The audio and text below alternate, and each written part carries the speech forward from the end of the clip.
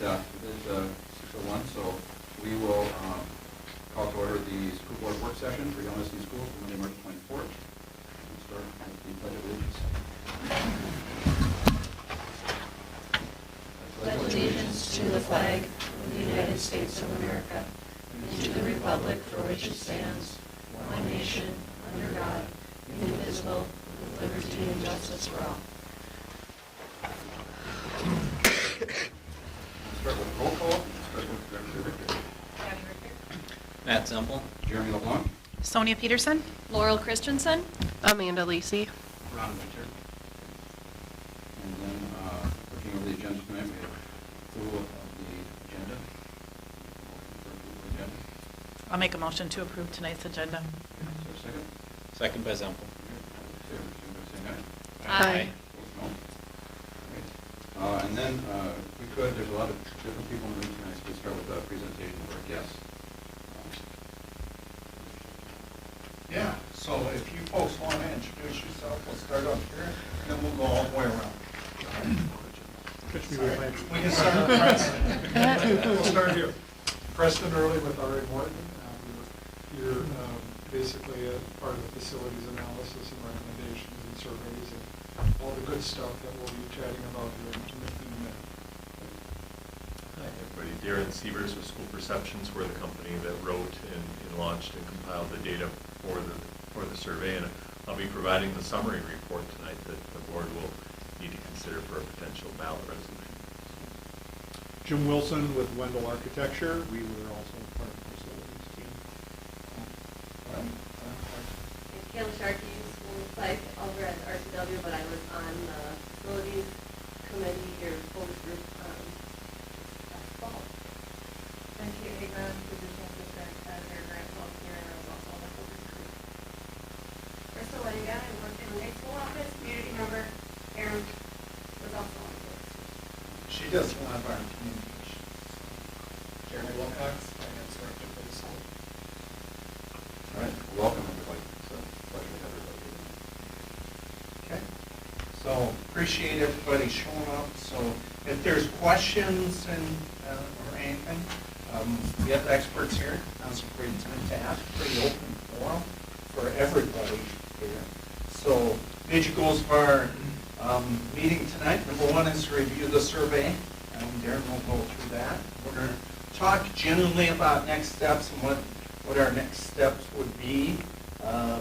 Either way, establish a timeline. We'll talk about that and discuss the review and comment going forward. We do have a few things added on a little bit later or two after that. So at this point, I'm going to turn it over to Darren. Good evening, everybody. So a little background about me so that at the end when we talk about next steps, you can kind of quiz me on behalf of our company. Or on the other side of things, the way I learned about School Perceptions is by being a customer first. I worked in education for 27 years in a suburb of Milwaukee. Born and raised in Lake City, Minnesota, but went to Milwaukee for a job. Worked in the same district for 27 years, the last 9 as superintendent. So we use School Perceptions for a $43 million remodel of all 5 of our buildings. We needed secure entrances, we needed all kinds of things. And so we used their product to survey the community just like you did. So if you have any questions on the superintendent side of it, having been through this and building the whole process with experts like Preston and Jim, I'd be glad to answer those too. Or if you have questions on behalf of the company, by all means let me know, because I fell in love with the company, and they offered me a job to move back to Minnesota. I was either going to look for a superintendent job as my mother ages, or I got the opportunity to service the Minnesota projects and work out of an office in Lake City. So I can talk you through our methodology or the whole school district next steps part 2. So just anything I can do to help your board, by all means, that's why I'm here. So tonight's my first job is to give you a summary report. Now I'm going to warn you there's a bit of a delay between the PowerPoint and the screen up there, so I'm going to try to anticipate and forward the slide. So the way this presentation is going to go when it advances to the next slide is I'm going to give you a brief background about our company, and then we're going to get right into the results and analysis. I'm going to have slides that will tell you who took the survey, so you understand how good of a response rate we got. So So the yellow slides will be your respondent information. And when we get to the green slides, that will be your results and the analysis of your results. And then at the end, I'll take any and all questions you have so that you feel confident and comfortable with what you heard from the community through this whole survey process. So again, give you a little bit of background about our company. School Perceptions has been doing this since 2002. So we have 23 years of doing community surveys. And our job is to provide independent research for you. And I wish I would keep up with me. There you go. There's the background. So we're an independent research firm. We're not here. When I took this job, my fellow superintendent said, "Oh, you're going to go sell referendums." Well, no, we don't sell referendums. We do independent third-party research on behalf of boards to gauge the support for referendums. Big difference. We're not out there marketing. We're hoping that's what a yes committee and a local group would do. We're here to ask the questions without any bias.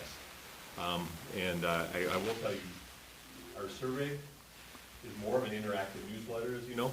It's not just a bunch of questions. It's informative, educating, and our process is to educate the community on the needs of the school district. We can't do that without experts like Preston, Nari Morton, and Jim at Wendell, because they were critical of this whole survey process. Rich and I talk all the time, but without these experts giving you cost analysis and concepts, we can't do our surveys, so they were great. Other part of our business, just so you're aware, we've done over 3 million staff, parent, and student surveys in all 50 states and 5 foreign countries, where we gather information from parents, staff, and students about how they're feeling about their school district and what their needs are. So we're all about gathering information so school boards and superintendents can make good decisions on behalf of their kids and family. And right now we're just over 1,400 districts we've helped with a bond referendum process like we're going through with you right now. So let's get into your data, and I'll start to go slide by slide with how the community responded, and then what they told us as we studied your findings. Again, I apologize that the laptop's not talking to the screen as quickly as this will slow things down a little bit, but we'll have a little time for discussion after each slide too. So here we go. So your survey closed on March 10th. You had 802 respondents. For contrast, the last time we did a project for you, you had 642 responses. So very nice uptick in responses. We typically see that when you start talking about buildings and facility needs, people pay a little closer interest because they can relate to it. People have to replace their roofs and their furnaces and their windows. Start talking about remodeling the school, people respond. So you had a 22% response rate. In case you're wondering how that compares, our company average is 18%. So you beat that by quite a bit. And we're big on research and studying data and trends and predictability. 802 respondents gives you a margin for error of plus or minus 3.5%. So the most powerful slide I'm going to show you is at the end, where I'll say, this is what we would project voter support would be if you put this to the question as is. That's a critical piece. That margin for error obviously goes down with the higher number of people we have weighing in, because you've got more voices. We just wrapped up a project in Cedar Rapids, Iowa. They had 19,000 kids, and they had 70,000 households get the survey. Well, their margin for error is right around 1% because so many people took the survey, and they're just a big district. So next up, as we look at the people that took the survey, the next slide I'm going to show you, we're going to break out who took the survey by age.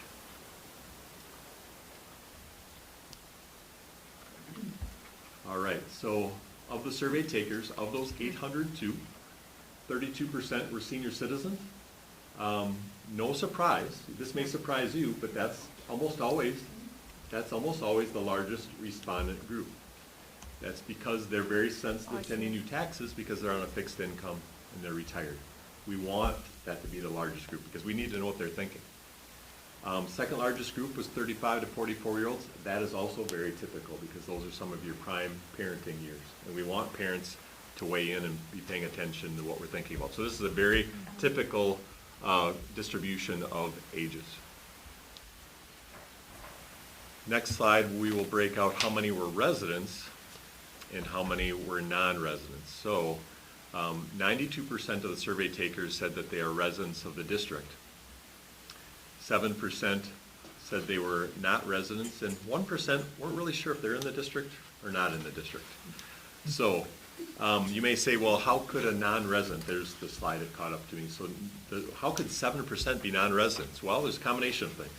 That there's staff, we asked the staff to take the survey, because one of the biggest retention factors in education right now, and you as a board know this better than anyone, talent pools are shallower than they've been in decades. One of the biggest retention factors are working conditions. My daughter's a school psychologist. Part of what drew her to her district was they had nicer facilities and a better work setting than, a lot of the salaries are similar. So if you can work in a better work setting, that's a retention factor. So we want the staff to weigh in on this project, but some of them can't vote. So in the end, when I give you a projection of support, we have to take those people out. Same thing with open enrollment parents. Some parents may bring their kids to Yale Medicine East rather than their home district. Well, they can't vote. We value their opinion because they're picking you for a reason. And then some people have multiple properties. They may not reside here, but they may own a property here, and a survey got to them.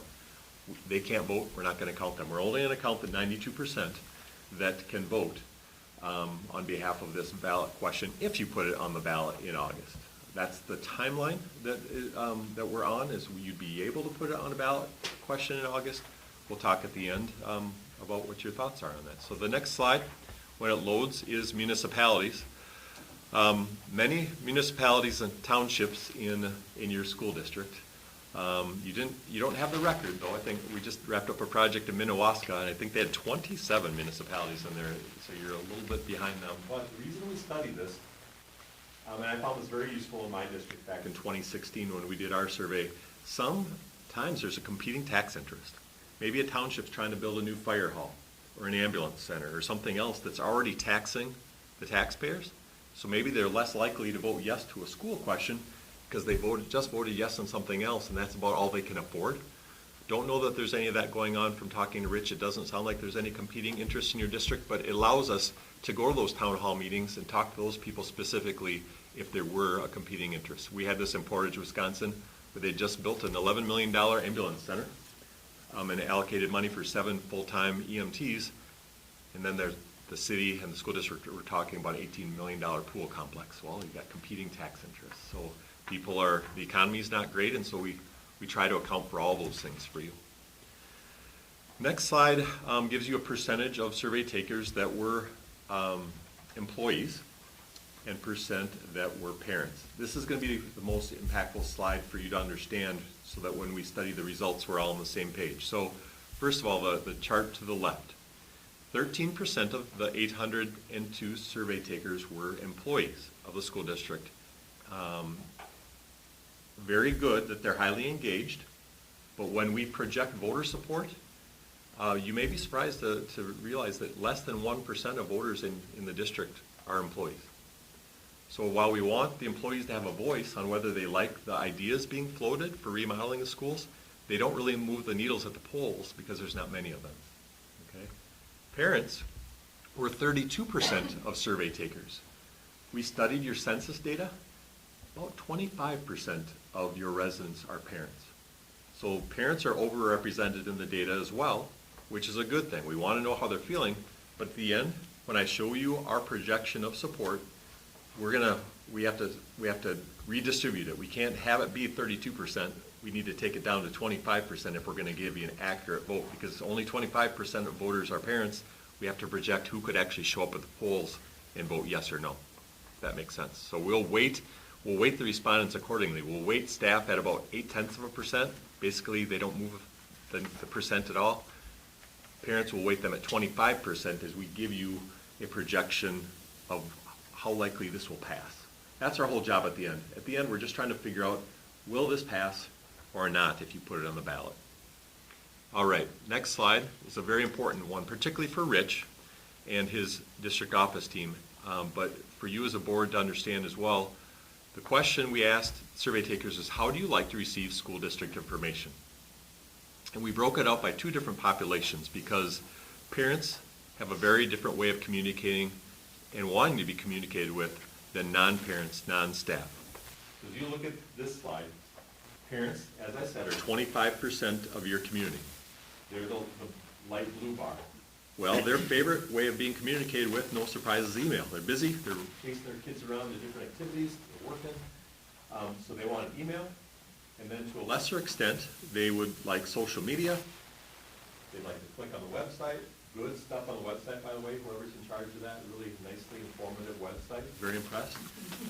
And you may be surprised to know that newsletters are making a big comeback. As I work with districts all over Minnesota this year, handheld materials are making a comeback. Local newspapers are valued at a higher rate than they used to be. I think we're all getting over electronicized, if that's even a word. Too many links, too many forwards.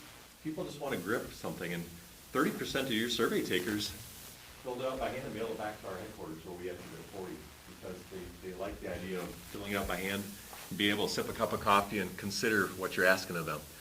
And the Advocate Tribune is a valued source of information by parents. 12% said they like to go to the newspaper. Now, the purple bar. Inside the company, we call them the purple people. They're the most important. They're not just Minnesota, that's not a Minnesota Vikings term. They're the voters that you have to convince that this is a project worth doing.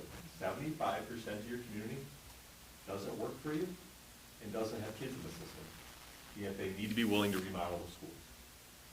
They want to be communicated with in a very different manner. They're looking for that handheld district newsletter. 65%, that's the only way that they hear about the school. Or they would like to go to the newspaper, the Advocate Tribune, 35%, or the website, or social media. So it's really handheld paper news is the way that they hear about yellow medicine topics and what's going on at the school. So very important for you to know as a board, because once you take a survey, they're waiting to hear what are you going to do next. And so this is the feedback you need to decide how do we launch out what our next step is. We're not going to put it on the ballot, we're going to wait a year. No, we're going to put it on the ballot in August. This tells you how to get the word out. Okay, that's why we asked that question. Now we're to the survey. So I'm going to, you've all seen the survey, so I'm going to try to click through these in a fairly efficient manner and anticipate this log between the district's laptop and the district feed here. So the survey report, we had the slides in the survey that educated taxpayers and where you are regionally on the tax levy. Some very powerful data that Rich provided us on where you are in spending compared to the state, compared to districts in the region. You're the lowest spending district in this region and well below the state on a tax levy basis. And same thing with the agricultural tax levy, significantly lower than the state average by a long shot and by districts in this region.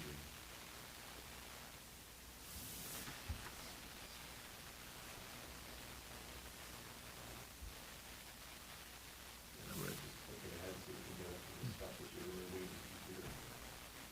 The survey also got into what your facility challenges are. There's this slide on the ag tax levy and the facility challenges, where we talked about the aging infrastructure, all the important information that Jim and Preston brought together. Obviously, all the folks that work here as professionals, they know the facility challenges you've been facing, but we needed the experts to come in and say, these are the solutions, and most importantly, within these solutions, this is how much these solutions will cost as we try to remedy the facility challenges that we're facing. There are 2 pages of that in the survey.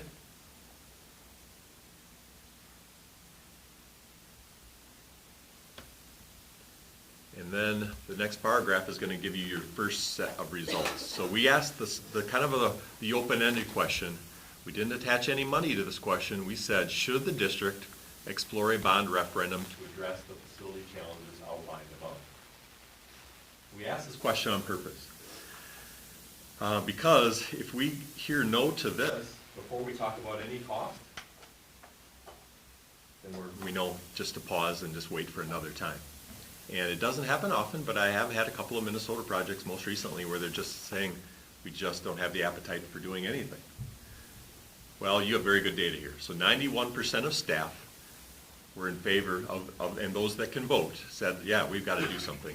80% of parents said, no, let's explore a bond referendum. And then 55% of the non-parent, non-staff, those purple people, said, yeah, let's explore something. And then if you're looking at the no's, that's very nice to see. 29% of the non-parent, non-staff were no, only 10% of parents, and only 3% of staff. And then the not sure's, if you're wondering how that compares, our company average on not sure is 12. So that's not atypical. I think the non-parents, non-staff were a little higher because they're saying, well, how much? And that's what we get to next. So the next part was where Jim came in and was critical, doing and redoing images for us till we all got that perfectly. We appreciate his patience, because a picture's worth 1,000 words. We really need these architectural images. People stop taking surveys. We've actually studied this at a certain number of words. People just flip it over and they stop reading because it's too many words. We need images. And Jim was brilliant at providing images that really told your story of what the recommended plan would be, with bullet points and numbers that coincided with the recommended plan. And then, too bad he's not here, because Michael Hart at PMA was critical as well in laying out, this is a $75 million project. And it was really critical, particularly as I've done, and 80% of our work is in Wisconsin, where it's a very different tax formula. We don't have an ag to school credit in Wisconsin. It's a very linear tax process. It's this much on a $100,000 home, and if you double it on a $200,000 home, if you double it again on $400,000, Minnesota, it's a very different formula. So Michael is critical from PMA in putting this in front of us and explaining to everybody in your community that $75 million, but more than $40 million of the project would be covered by the ag to school credit. It's a very different picture when you talk about a $75 million tax increase. And I know that this is a very ag-rich area, so we needed them to understand what this is going to do to them. And then this is the most important chart that Michael put together for us, and I'll pause until all that's available to all the board members, where Michael projected out for us on different values of homes. $75,000 property assessed value is the minimum, all the way up to a $300,000 home, to see what that would do to their property taxes, and then what it would do to commercial, ag homestead, and ag non-homestead land, so that people can be very, very clear on what will this do to me in the property that I own within the school district. This is where the survey is critical. We want to be very transparent on what this will cost. And if anything, the financiers that we work with, like PMA or Ehlers or whoever it is, they forecast conservatively. So the bond rate is a 5%. We're hearing bonding's improved, and it's been maybe a little bit lower than that, but we'd rather be surprised to the low side than surprised to the high side for people. So this is what we put out to people. And then the next 3 slides are going to be the data points that the board absolutely needs to hear to make a decision tonight. So the first slide, when it loads, is going to be how the staff responded. And while I said they're less than 1% of voters, they are critical, because if your employees are not behind the plan, that's a bad plan. And you would be surprised sometimes, and I give you as a board credit, you were faced with, okay, we're surveying about this, do we want to do a new elementary, do we want to do a new middle high, do we want to do both? Sometimes we see when districts try to do it in phases, well, then the high school staff, if it's only elementary, high school staff are bummed out, and they'll say, well, I don't want my taxes to go up if our building's not going to get touched. You said, no, let's see what people think of doing it all. Well, the results show it. All the employees are going to benefit in some way, shape, or form. So 89% say they would probably or definitely vote yes. 7% were undecided, so well below our average, and only 4% said no to the $75 million bond referendum. But again, while we love to know the staff are behind it, and that sends the right message, that is the right plan, they are not numerous as voters. So let's talk about that 25% next, the light blue folks, and that's the parents. We are really excited to see the support here, because the support came in at, I feel like Vanna.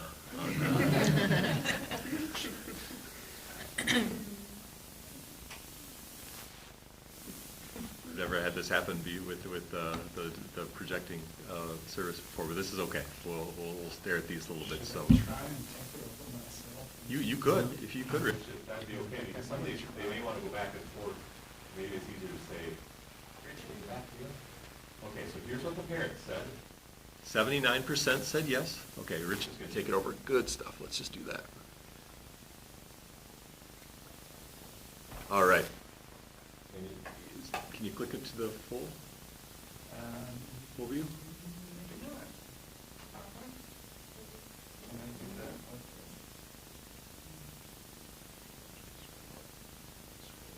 Thanks, Rich. This will be much better than this whatever's going on with the. All right. Okay, so 79% of parents were in favor of this plan. Again, that's 1 in 4 voters, so they're hugely impactful. Only 5% were undecided, if I look at that right. And then 16% were probably or definitely no. So those are really good support numbers. Thank you. All right, so that's where you're 2. Let's go to the next one, Rich, and let's study the non-parents, non-staff, because they're, as I told you, they're the most powerful group. Let's scroll down. Non-parents, non-staff, they came in at 51% support, 14% undecided, and 35% against the $75 million bond referendum. Okay, so we're going to pause right here. This is where that weighting exercise comes in very critically. We're basically going to take 75% times the 51% yes for the non-parents, non-staff, 25% for that 79% parent support, and then we have the staff on there, but they don't really move the percent. So the next slide is the one the board, this is the one takeaway. There's one takeaway you have, this is this weighting exercise right now. Our projection, as we see, this is the language we use. If the vote were held today, more importantly, if this were held on March 10th when this closed, we would project 58% support for this project, plus or minus the 3.53 margin for error that I told you about at the beginning. So if you said, okay, Darren, what do you and your research team at School for Substance project? We project that this would pass, and you would have the funding to build an all-new K-12 addition to your core building that's going to be protected and maintained. And this is where I would tell you, well, how reliable are your numbers? Well, in 23 years, I told you we've done over 1,400 of these projects in all 50 states. Our predictability rating, and by that I say how often are we right, not how often has it passed. Our predictability rating is 94%. 6% of the time, we've been wrong. What has happened in those times? Things that sometimes we can't predict. We've had districts where we just present the data and a new assessment goes through and everyone's taxes just went up because their property value went up and their taxes went up along with that. That's very hard to predict because that chart that Michael provided us is wrong when they go to the ballot. Another thing that happened to me in a district in Wisconsin, as soon as I gave my report, they were lined up on the hallway and a vote no committee formed. And they undermined the data all the way up to the vote. So what I tell you is this moment in time right now. So the most important thing is to keep this positive feeling that everybody in the community is feeling about the data, keep it rolling by communicating with them about what your plans are next and how important this is to address these facility needs for all learners and all staff K-12. Okay? So I'm going to pause right there because that's been too much one-way talking for me. What questions do you have about the data I've provided so far? I have a few more slides because we did ask some other questions of the survey takers, but this is really the fundamental reason you hired us to do this research. Your community responded at a high rate, excellent, and they give you a very clear picture. Right now, looks good. So what are you wondering? Did we get a lot of comments back outside of the filled-in check boxes? You did. You did. And as you know, Rich and I have accessed those comments, and Rich did his own little bit of research over the weekend, it sounds like, and summarized some of the comments and the themes. That's actually pretty good instincts by him, because that's a report that we often provide. But I'm going to tell you this. Careful about the comments. Because you had 802 people fill out data points, these comments are sometimes clusters of 2 or 3 people that are crazy excited about the project, or pockets of 4 or 5 people who are like, oh, I just can't afford this, or I just don't like the plan, or I'm mad at the school about something. Please don't make decisions as a board about the comments. Make the decisions about the data. We always say as a company, we measure what matters is our motto, and we live that. We measure the data on who would vote yes and no. Have that be what you base your decision on. Read the comments to understand why people said no and why people would say yes, so that you can plan accordingly. They're kind of like the cheese on your chili out there. It's nice as a complimentary piece, but it doesn't change the beans and the core chili. If that makes sense. I learned this the hard way, because one of the ways I use school perceptions as a superintendent is I was the silly superintendent that sent out, well, not silly, it was a good exercise, but I sent out a summer survey before we reopened after COVID. I got 88% response rate to that survey. And oh, did I get some colorful comments. I had brown hair before that. But we didn't make decisions based on all the far left or far right people screaming in the comments. It was helpful to understand how angry they were and what they were angry about. But we made responses to what percent are going to keep their kids home, what percent are going to send their kids back to school, because we needed to order devices and hire online staff. We needed to make decisions around the data. The comments just reflected why they were sending their kids to school or keeping them home, and we had a good understanding of that. But the comments, we wouldn't ask for them if they weren't valuable. Make your decisions about the resolution based on that slide right there. So great question. Good response in the comments, and very, very honest. In both camps, would you say, Rich? I mean, Yes. Yeah. People that had blind faith in you folks and the process we've used. Yep. We usually like to go through them, because every now and then somebody will throw, consider including this in your project, or consider including something else, and sometimes those are things you hadn't considered, and you throw it out there. And I'm glad Jim brought that up. That's for the superintendent lesson I learned by reading through the comments. Our community wanted the Performing Arts Center that our board said they'll never vote yes. But a lot of comments were, well, oh, that seems a little expensive. Is there any way we could get the cost down? Well, we challenged our architect.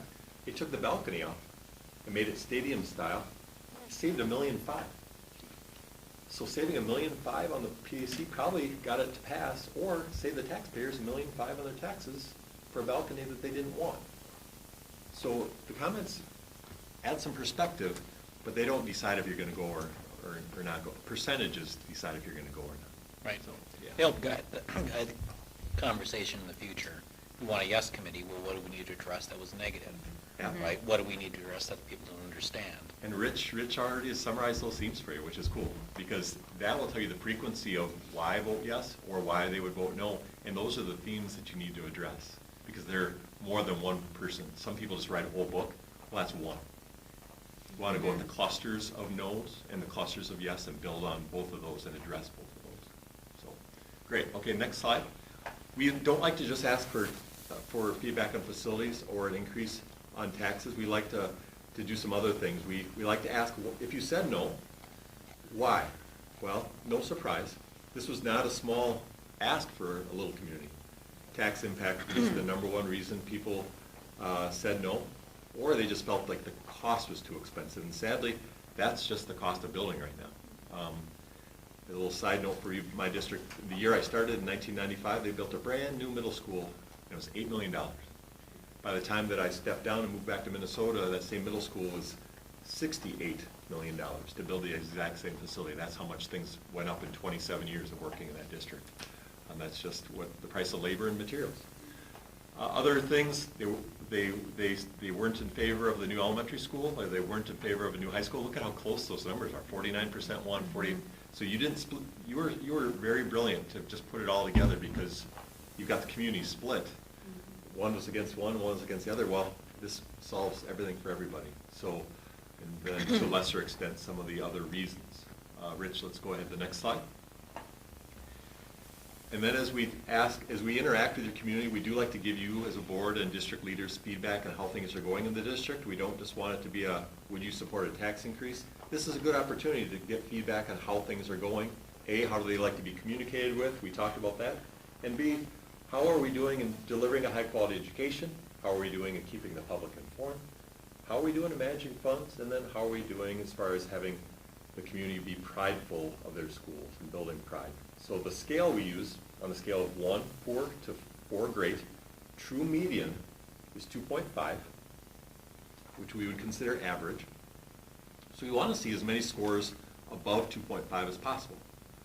So as you can see, the staff, all 4 areas, well above 2.5, which is nice to see because they're inside the system, knowing how things are going, and they're providing a lot of the feedback. They're the ones delivering the services on behalf of the kids. So this is somewhat of a reflection of how they're doing. Parents, slightly lower, but still all 4 well above 2.5. And then the non-parents, non-staff, you had 2 areas where it was below that kind of that cutoff where we'd like to see things above 2.5 or higher. 2.44 on the delivering a high-quality education, and then managing funds appropriately. No surprise that would be below 2.5 because you just asked for $75 million worth of construction at the school. So that's almost always the lowest scored question on a survey like this because it typically comes after we ask those important questions about property taxes and such. And then what we did is we took all that data, we compiled it for you to give a composite because we separated into those 3 distinct groups.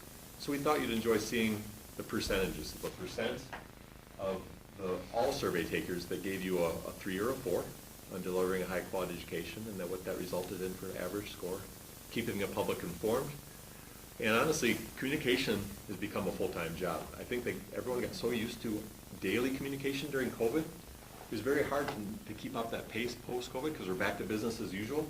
But I think parents and community, they got used to hearing a lot more about the school during COVID, and so if the communication score isn't quite what the board would like to see, it's hard because now we're back educating kids in person and running our programs.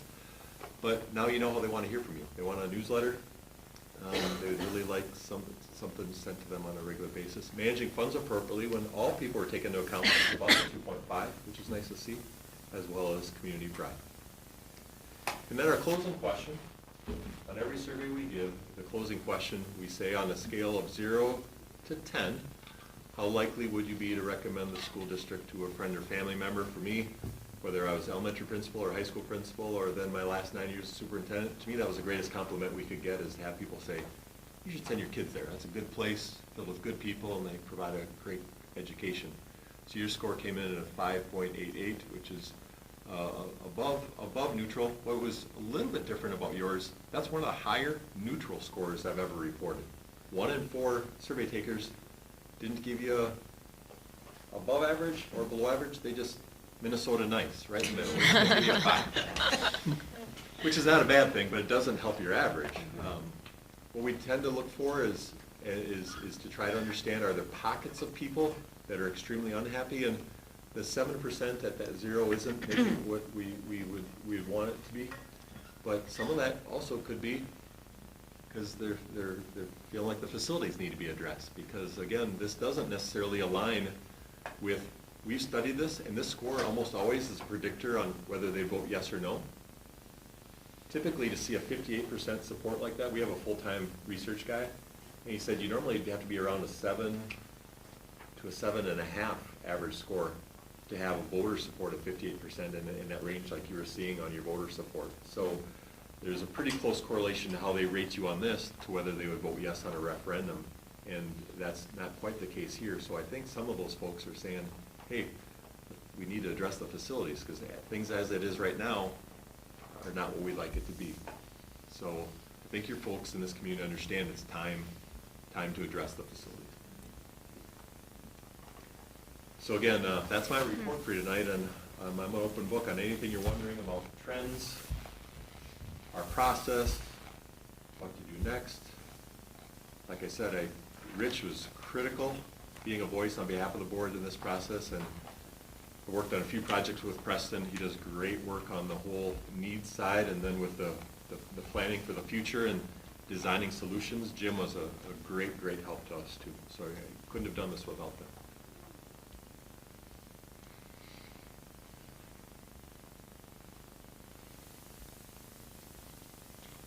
score of 5.88 on that slide we just looked at? Is there a way to break that down by? We can break it down. So any of those factors I showed you on the opening slides, yeah, if you would go back to, Rich, if you go back to those opening yellow slides, anything that I reported to you disaggregate-wise, as far as municipality, age, put me to work. This is not where I give you a report tonight, I step away and I go off into the darkness. I'm here all the way through both. If there's anything you're wondering as a board to plan for your, if you've got a yes group out there that they want to understand some of those numbers better, anything you want to know, I can click in our server and study it in our software and tell you what it was for that group. I could do 65-year-olds, what they rated you. I could do people that live in any of those townships and what they rated for you. So anything you're wondering, we'll do a deeper dive after the fact so you have a deeper understanding. That's why we asked all those respondent questions. 100% anonymous? Even our head programmer could not trace the results to an email because it's encrypted and it's buried deep in our server.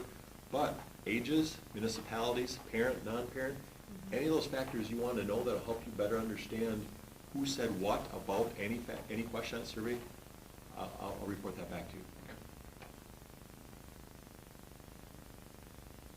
Actually, recently, it wasn't with a community survey, but I just did that activity with the Hastings School Board where they just invited me back and we just did 2 hours where I just went in the server and they were just quizzing me. What about this question? And we look at, oh, that was more at the middle school in the 8th grade. Okay, what about this question? So they're trying to understand the feedback they got from their parents about things. And so they're trying to be more intentional about what they can do to have their parents' needs addressed. But when it comes to facilities and what you're gonna do come August, I'll help you any way I can.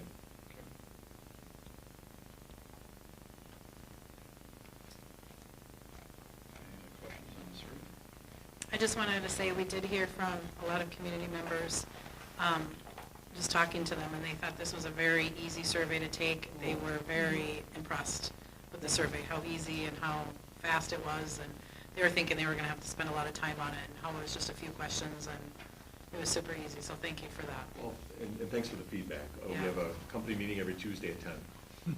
And we've been kind of battling over, are we descriptive enough? And we've been really trying to lean down the number of words because we're Yes. seeing our Yeah. response rates. We just did one in Wyndham, 34% response rate to the survey. Wow.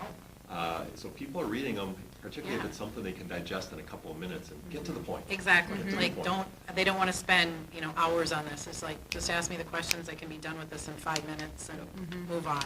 It was very, And what I really Yes, treasured we as can a do that. superintendent, and I hope that you treasured as a board too, is we knew that everyone had the opportunity to take the survey. Mhm. That's what I value about this company and why I signed on to work for them is everyone that wants to tell you how they feel can do that and take the survey. It's not a random sample, statistically reliable, but everybody, I don't care if you're the president of the bank or a new single mom that's just trying to get through life, you can take the survey and tell your Board of Education what they want out of their school. So thank you for the feedback, Sonia, appreciate that.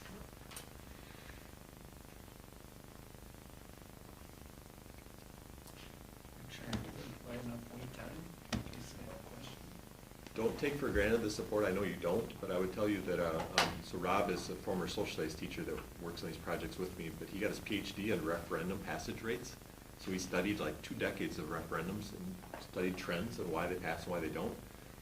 And right now, the passage rate is the lowest it's been since the great housing crash, And it's because of the uncertainty in the economy and all the things going on. So, to have this kind of support during fairly turbulent times is no small task.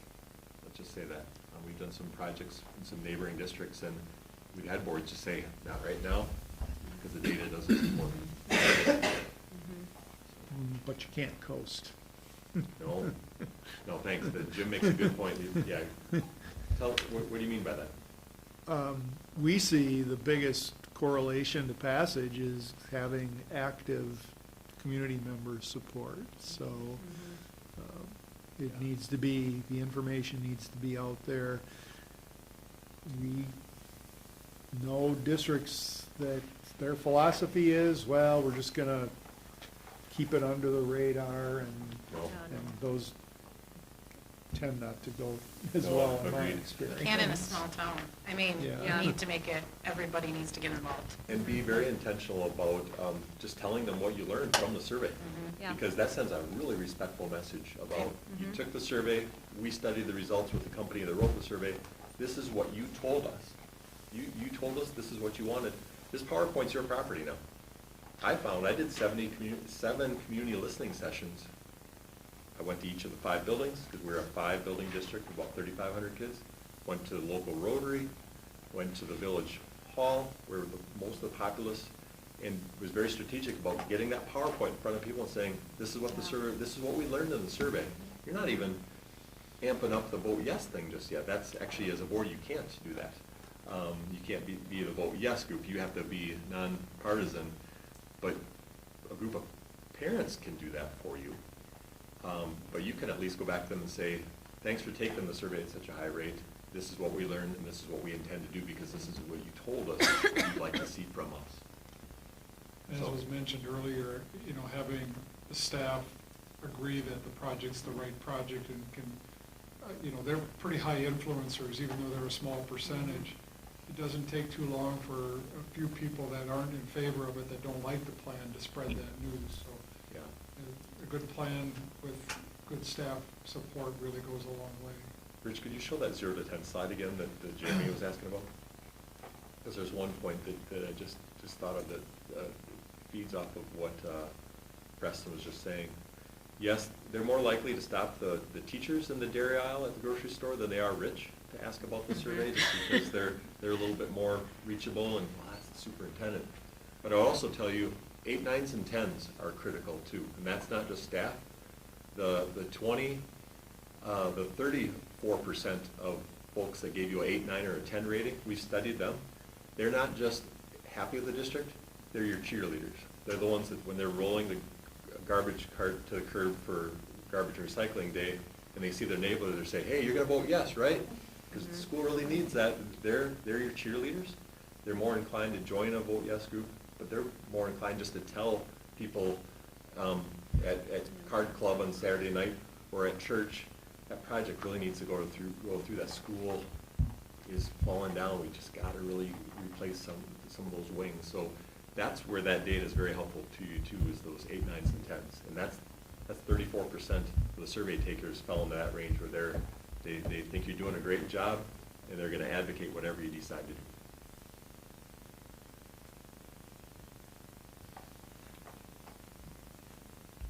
Michael said this morning, we're not selling a project, we're selling trust. I love that. That, just like you said, we're going to trust that you gave us good information on this survey, right? We're selling trust.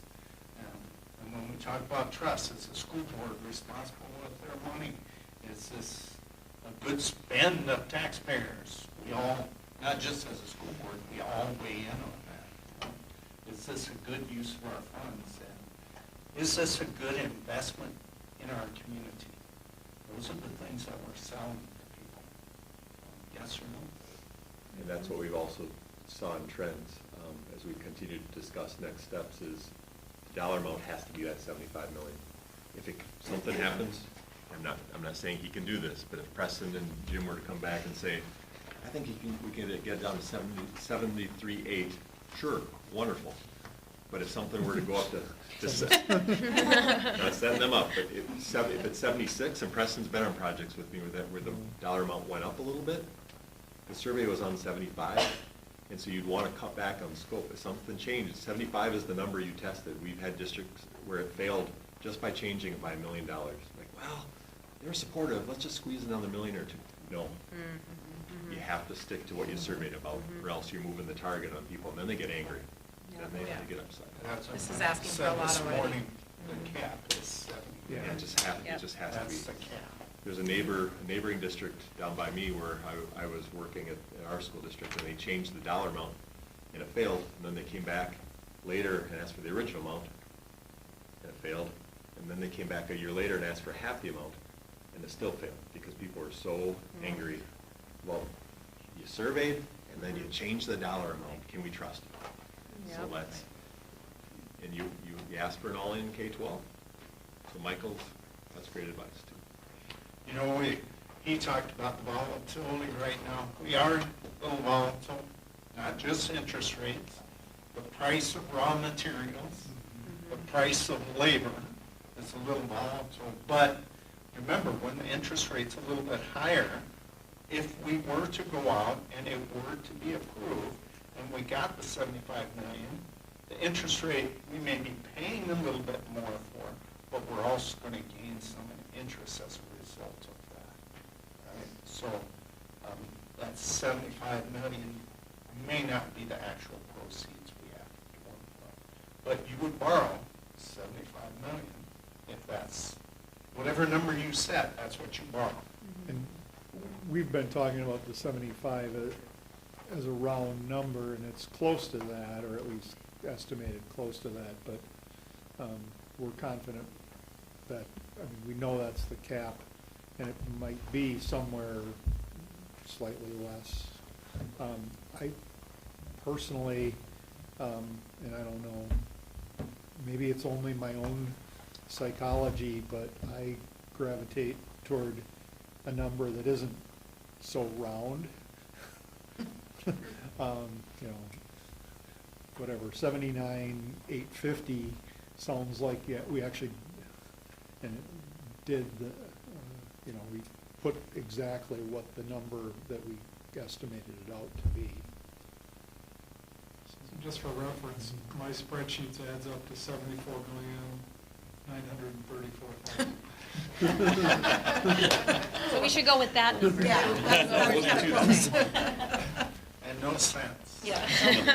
Well, I rounded it increments off of, to 1,000. increments of We'll 5,000. just throw so in it'll be- the pennies. But I think it's all good commentary about, you know, building that, or maintaining that trust that we've already built to some degree, and that we're not looking to change project too dramatically, if at all. But with interest earnings or bond premiums, there's always a variable from the bond par amount that's sold to what you might actually have for spending. Yeah, so a bond premium can, I won't try and overly explain this, this is where Michael or Stephen would have stepped in, but that can yield more proceeds also. Because you don't spend it all at once, so you've got some of it set aside, and that's what's needed. It's a multi-year process.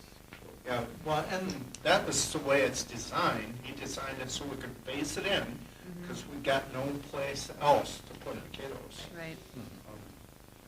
Because if we did anything else, first of all, that's money walking out the door, not invested in the building. We have to rent something, or renovate something, or purchase something. But second of all, that just erodes, it just disrupts things way too much. Jim's got a great plan for facing it. Yeah, this was extra fun for me because I've been here a few winters in a row for dance, because I'm a dance dad. So it was fun to see what you're doing, because you've got such some neat areas of the building that are really in neat shape. Just got to refresh some of the perimeter and things like that. Yeah. I mean, you know, and thanks to Denise for fielding a lot of phone calls about the survey. She's not going to comment She's on just what. going to be No quiet. comment. Oh, yes. calls did you get for second surveys or second codes?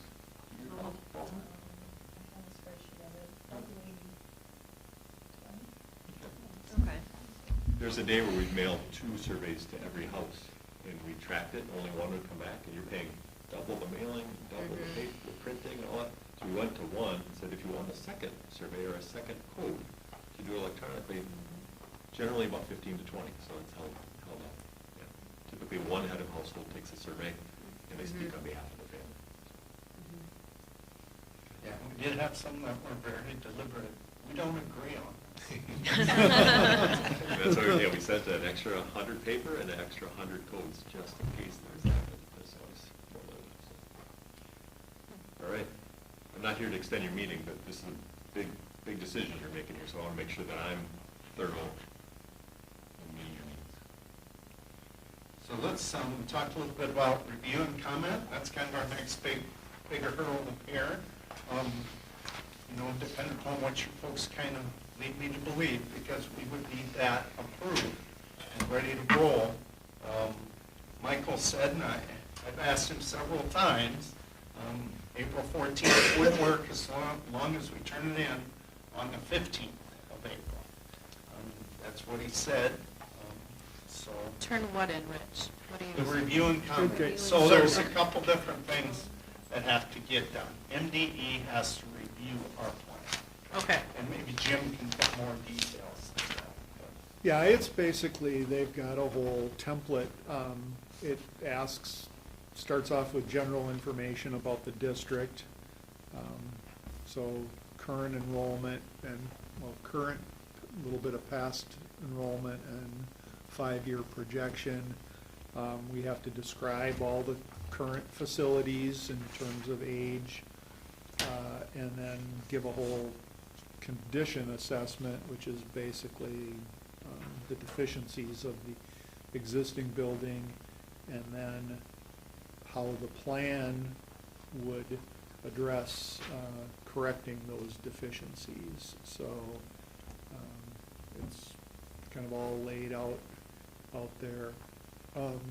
Preston, we would need Preston's cost estimate to include and show how we came up with the dollar amount that we're proposing.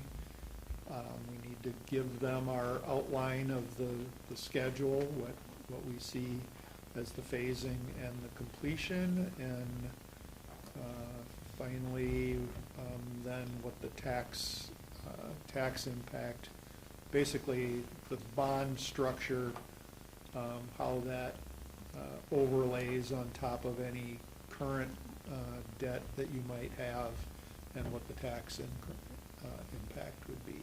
So MDE pretty much has to accept this and like say yes or no to us, is that correct, or? They review it and give, I guess they can give a positive, a neutral, or a negative review and comment. Frankly, sometimes it takes a little negotiation, but we've always managed. I don't think I've ever had one that we weren't able to get a positive review and comment. But so positive review and comment, you're authorized to go to vote, and it's basically 50% Okay. pass. Preston might If correct me if it's in. if you don't get a positive recommendation or a positive review and comment, like Red Rock Central, they had to then pass it by 60%. So that makes a pretty big difference. You really don't want that. And then a negative review and comment, you're not authorized to Not go to referendum. at Have all. you seen negative review and comments before? I mean, No, not really, because That's- the needs are there. However, Jim and I have experienced this in collaborative effort and/or in different efforts where it's good to talk with MDE ahead of time and explain the project. And it does help that you've done a community survey, because that is one of the things that they'll look at. They also look at, as we talked about in the focus groups, how much remodeling that you would have to do to bring things Right, up and how yeah, that compares yep. to replacing. And so it gives them an opportunity to kind of give you a feeling even before you turn the review and comment in. So there's one gentleman at the state that does all this, Chris Kubish, and so he's pretty much the common link across all projects, since he's the one who reviews it, he's the one who then would give you, he'll recommend to the commissioner to give you a positive review. how long does that process take? So we need to turn it in 120 days before the election. So Okay. right now, we've been under the assumption that we're looking at an August 12th referendum, which means that we would have to have it in that April timeline. Now, I'm over 25 years working with Mr. Kubish at the state. If you're off by a few days or a week, that's not a big issue. Those are guidelines that he follows. However, you don't want to abuse that, so as close to that timeline as we possibly can, which I think we've talked with Rich about your next board meeting being that mid-April timeline. But you can give us the approval to draft the review and comment, as long as we all agree to what the project is. And if it is what we've outlined for the 75 plus or minus a few dollars budget, then we can get that review and comment drafted in plenty of time, and even, you know, be ready to submit it for your next board meeting if you want to get the final approval. And I would email Chris ahead of time to let him know it's coming too, so. Yeah.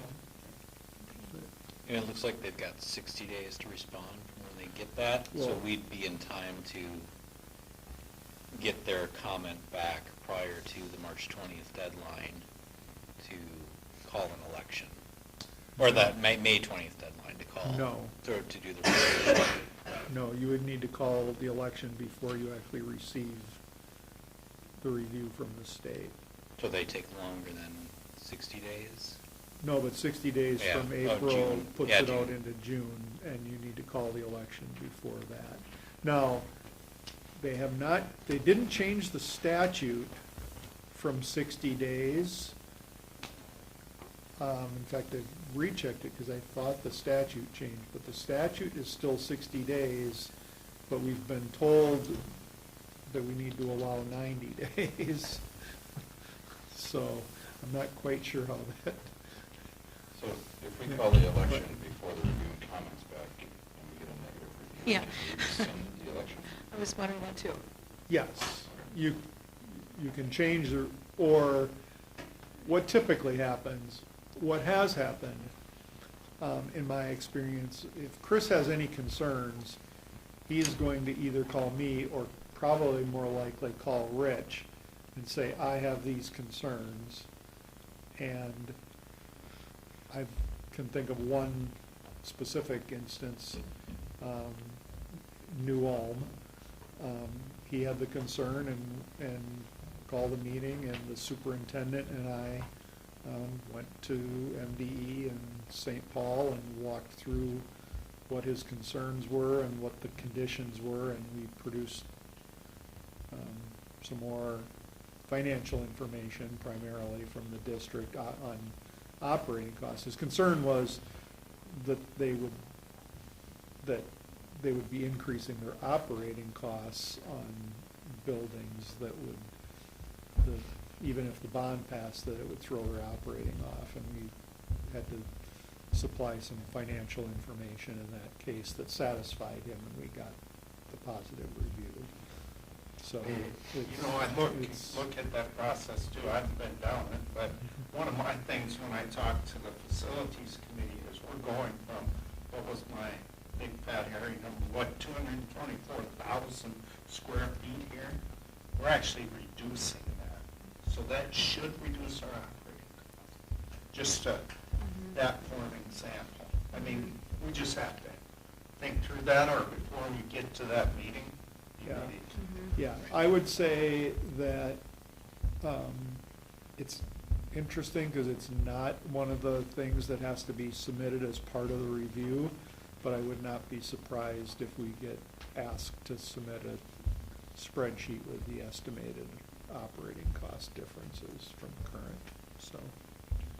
Yeah, and it's, you know, we're living, right now, our enrollment is not stable. And so that's a tough piece right now. We don't know what it's doing for sure. Because our census is showing quite high in some of those grades, and that's not showing up here. And it's a little bit, like we said, it's all, like they just sprout between 4 and 5-year-olds. So it's a challenging part of it. So the review and comment, we would need your approval to draft it and submit it. We'll then submit it, and then the review and comment comes back, and we'll get their review and comments to that. Sometimes we do need to supply more information, sometimes it's a few questions. But then, once that is back, there's a date where you have to then have a board meeting to publish or to talk about what the review and comment results were back. But otherwise, that's a pretty straightforward process. What I provide, as Jim mentioned, it's really a team effort. Jim is the main party in putting this all together. He's got the draft document, and then we all supply different information. So I've seen some of those even include the survey completely in its entirety. That can be part of it. I would provide not only the detailed budget that we've been putting together that adds up to the 75 million, but then also just a brief summary that has the key components between the code-related maintenance, mechanical, so the key parts of that. That's what the state MDE will look at, and sometimes they'll ask questions back on how we, came up with the pricing for this or the cost for this, but not very often, as long as you give them the detail. And then we'll put together the timeline, that we've started drafting the timeline for this, and it's not something that happens overnight, so we don't start construction in September when we just pass a referendum in August. There's a timeline in there for putting the documents together. We've actually talked about with this different phasing, because we start with, in concept, we would start with building the new high school in the vacant part on the north end of this property, and then potentially move the elementary into the high school, and then, demo after each of those new buildings are done. So we have that phasing, but there probably also is a phasing in our bid timing, where we would do an early bid package for some of the longer lead items and get permitting in, so that we can start construction in the 2026 summer, because we would like to complete this by the end of 2028. So that phasing is kind of it's really a 3-year process, 3.5 from today kind of scenario. So it's a long process that we go through. And then Michael and PMA will provide all of the financial documents that they need. So again, the first priority is to tell us whether or not the project that we've been talking about is the one that you want us to put a review and comment document together on.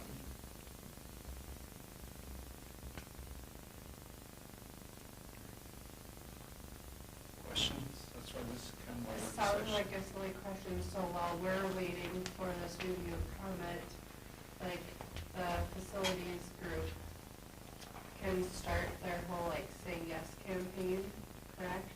So what I'm Or going do to we ask wait? you, my next item here is a resolution. So this week, assuming if there's no objection tonight, Michael and I will start working on a resolution for you to pass me. Right? That's really going to be the kickoff before we can do anything, because you can change your mind before, until it's on record. You can change your mind. So that resolution is a big part of that. We'll have to hire an attorney to take a look at that. We've done the combined pooling play as part of that. But then focus group's also going to get a look at that resolution to give you some recommendations on how to wordsmith that question on the ballot.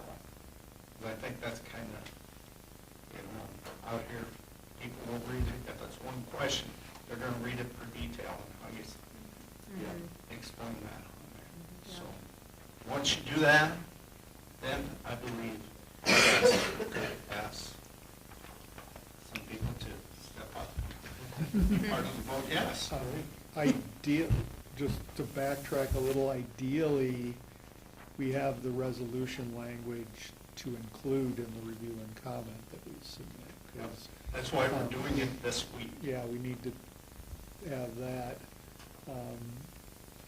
And I don't know Andrea at Dorsey, but my experience is that Dorsey's resolutions are, I'll call it slightly generic,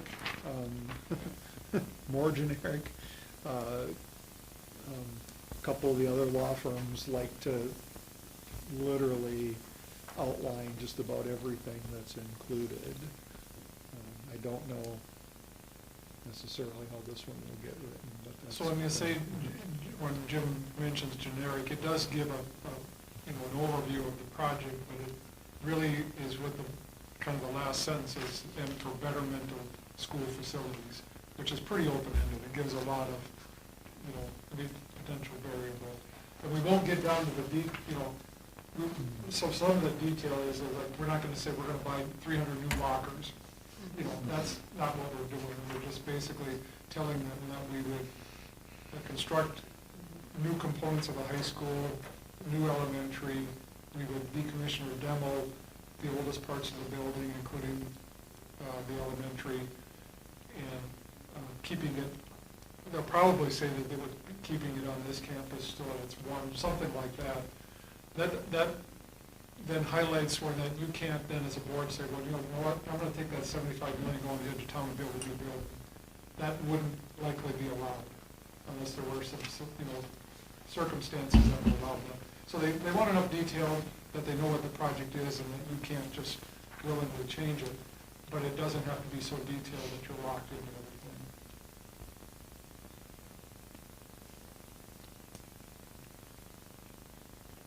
So, if you folks are, again, in support of this, I'd like to be able to do 2 meetings, a staff meeting, because like Darren said, that's a big part of selling this. And then I would also like to call for a focus group meeting, and on the back side of the agenda, there's 4 dates. We've got April 2nd, which I already have the Building and Grounds Committee meeting. We have April 3rd of next week, and then we have Monday, April 7th, or Tuesday, April 8th. So, Preston and Jim. I would not be available on the 2nd. Okay. And then those people that are on the committee, leave those out, you folks. Any idea?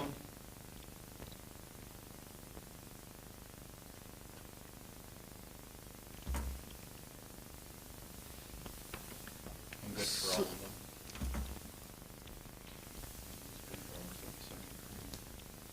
I would not So- be able to do the baseball nights. So Thursday would be out. So Monday, April 7th.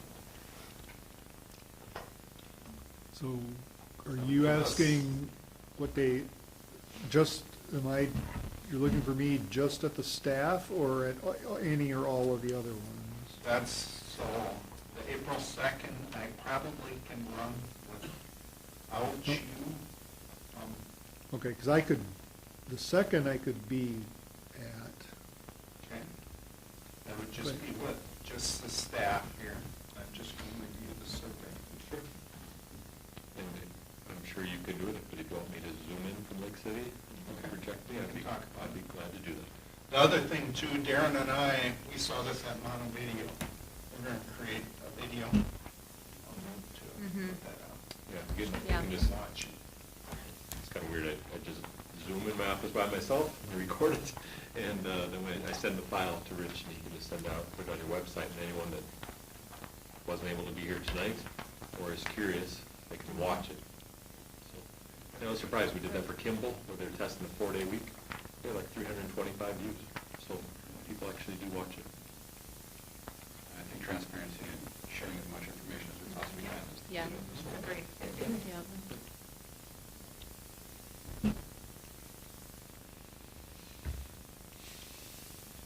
And so really, those are the only 2 meetings I'm planning before the April 14th. Did you want us there April 2nd after school with you? You're sure welcome to attend. I mean, I think, of course, it sends a good message, but that would be at If you could get a couple of 3:10. us to be there, 3:15. right? No more than 3. More than 3, yeah. It's what, 4 We're sitting far apart. Yeah. So really we're looking at Monday, April 7th. Is that, so that would be the 3 of you, right? That works. Okay, so I will send that out to the focus group. That works for You 3. Preston and Jim. And Preston and Jim. Darren will talk about that night. both the folks, committee members, so. I'm trying hard to do a poll. So then I'll put out something about April 2nd after school, and then April 7th in the evening. All right. That also gives the facilities or the focus group a little opportunity to take a look at what we have for the resolution. Now, once we get that resolution, get it passed, we get the election information also from that same attorney. And she has a step-by-step checklist that we follow.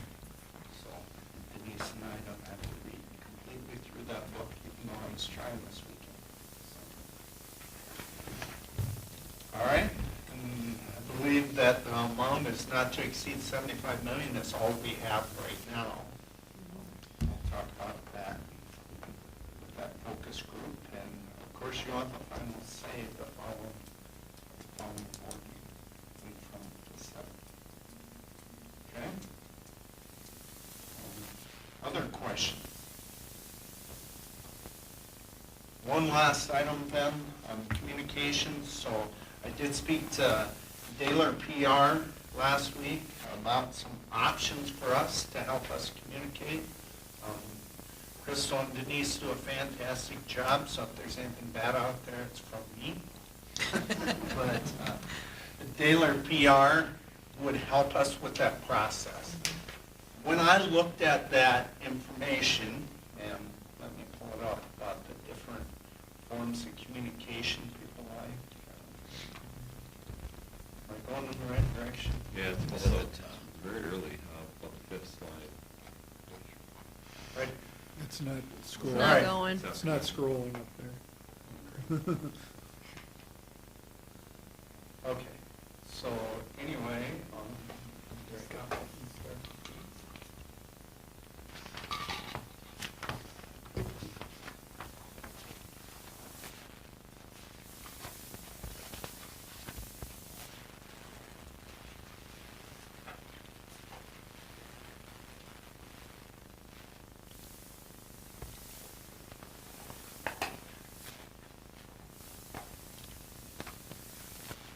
Foiled by technology.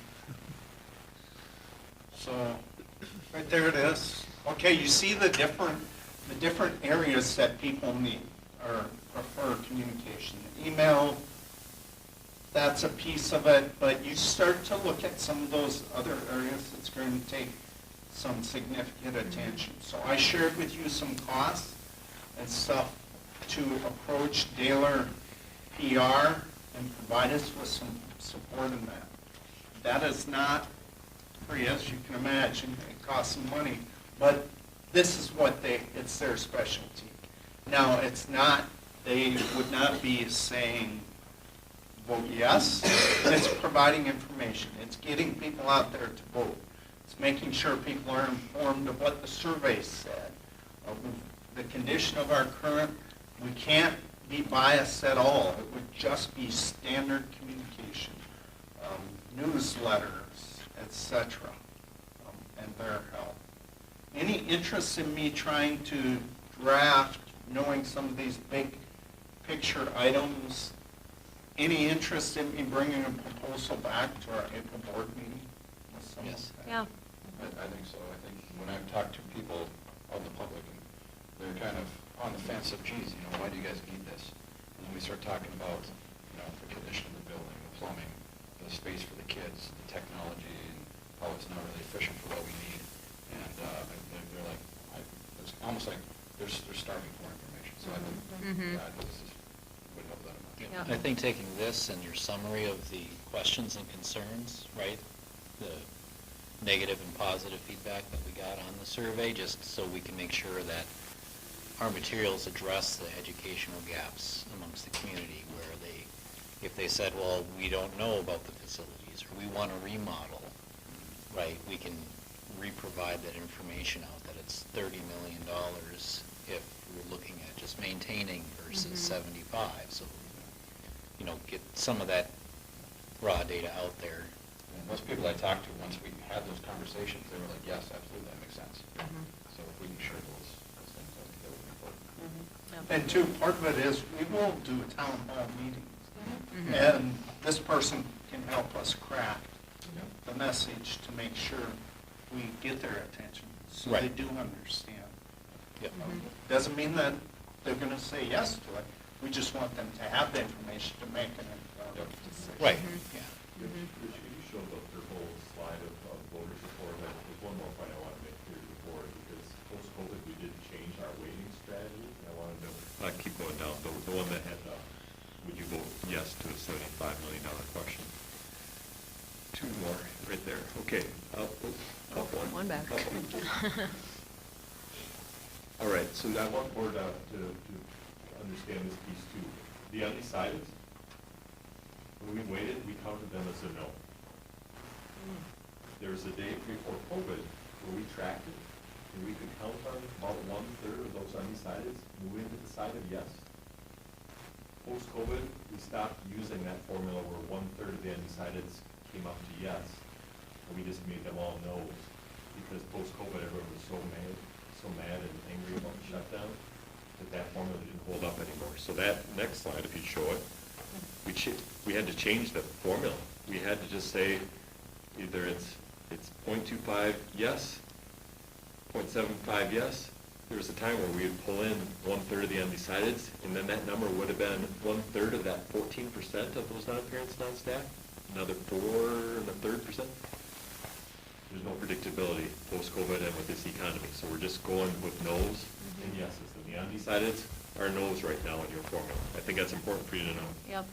Because that undecided number is the group that really is going to benefit from this campaign. The other people kind of already made up their mind. Okay.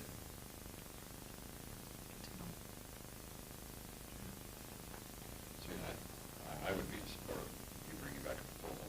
Yep, I agree. Yeah. And what I'm going to do is, I'm gonna talk to Jeff about this survey and show him these are the forms of communication. Probably don't wanna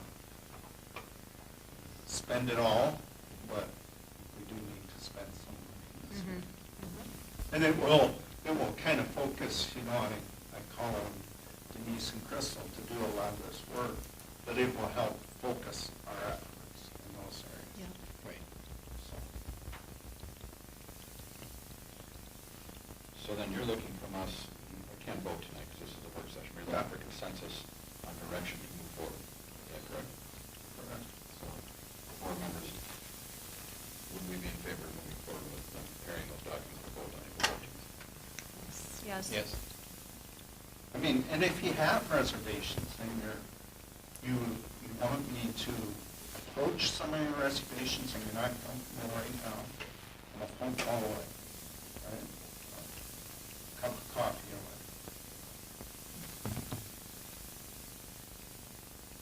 Question?